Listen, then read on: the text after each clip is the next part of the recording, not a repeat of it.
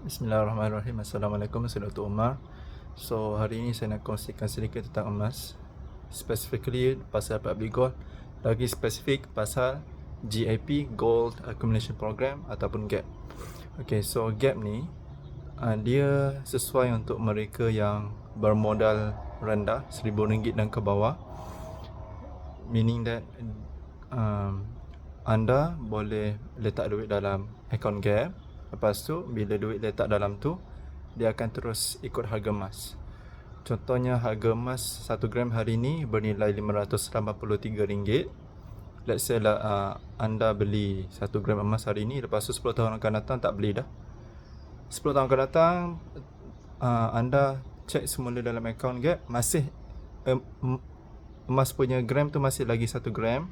Tapi waktu tu harga emas bukan lagi RM583. Nilai dia dah lain dah. Allahualam berapa. Okay. So itu satu. Yang kedua, Public Gold ada buat campaign auto debit,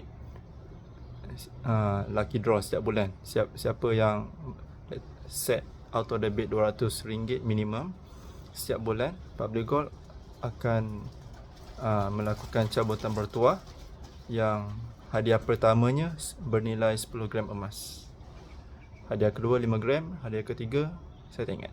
Dan ke bawah saya tak ingat. Saya ingat nombor 1, nombor 2. Nombor 1 10 gram emas, nombor 2 5 gram emas.